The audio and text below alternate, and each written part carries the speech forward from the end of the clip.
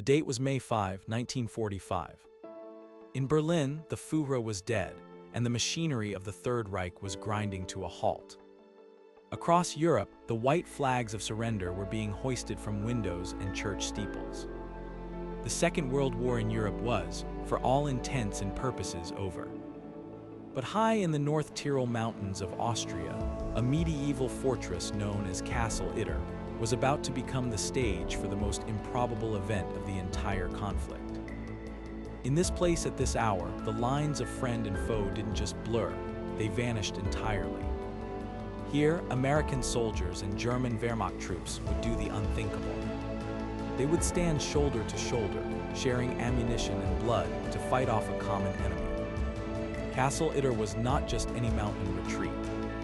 Since 1943, it had served as a high-security prison under the administration of the Dachau concentration camp. But its inmates weren't common criminals or political dissidents. They were the honor prisoners of the Reich, the elite of French society whom the Nazis hoped to use as bargaining chips. Among them were two former prime ministers, Paul Reynaud and Édouard Daladier, high-ranking generals like Maxim Weygand and Maurice Gamelin, and even a world-famous tennis star, Jean Borotra.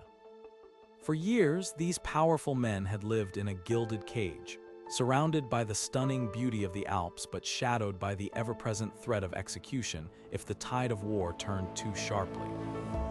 By early May, that tide had become a tsunami. The SS guards at the castle, realizing the end was near, abandoned their posts and fled into the woods. The French prisoners were suddenly free, but they were far from safe. The surrounding forests were crawling with remnants of the 17th SS Panzergrenadier Division, fanatical soldiers who had no intention of surrendering and viewed the high-profile prisoners as traitors to be eliminated. The prisoners reached out for help, sending a Yugoslavian laborer named Zvonimir Chuchkovic to find the Americans. Chuchkovic encountered a unit of the 103rd Infantry Division, but meanwhile, back at the castle, the prisoners were growing desperate. They sent out a second messenger, who encountered a group of German Wehrmacht soldiers led by Major Joseph Gangl. Gangl was a decorated officer, but he had grown disillusioned with the senseless slaughter of a lost war. Instead of fighting for a dead dictator, he had joined the local resistance. When he heard that French VIPs were in danger of being massacred by the SS, Gangl made a choice that would define his legacy. He climbed into his Kubelwagen and drove toward the American lines under a large white flag. He soon met Captain John C. Lee of the 12th Armored Division. Lee was a quintessential American cigar-chomping tank commander, bold and perhaps a bit reckless. When Gangl explained the situation, Lee didn't hesitate. He volunteered to lead a rescue mission. It was a scene that defied logic. A German major and an American captain sitting together in a reconnaissance car, scouting a path for an American tank to save French politicians from German SS troops. Lee's rescue force was dangerously small. He started with a few tanks and a handful of men, but a weak bridge forced him to send most of his armor back. By the time he reached the gates of Castle Itter, his army consisted of a single Sherman tank named Besatt and Jenny, 7 American GIs, and about 20 German soldiers from Gangl's unit who had traded their swastikas for black and gold Austrian resistance armbands. When the tank rolled into the castle courtyard, the French prisoners were initially ecstatic, then deeply concerned. They had expected a division. They got a handful of men and a lone tank. But Captain Lee was not a man to be deterred. He immediately began organizing the defense, placing his men at the walls and positioning Besatt and Jenny to guard the main gate. The French prisoners, despite their age and status, refused to hide in the cellar. Former prime ministers and elderly generals picked up discarded rifles and prepared to fight for their lives. The attack began on the morning of May 5th. The SS moved with professional precision, emerging from the tree line with anti-tank guns and machine guns. The sound of small arms fire echoed off the ancient stone walls of the fortress. From the castle heights, the defenders returned fire. It was a chaotic, surreal scene.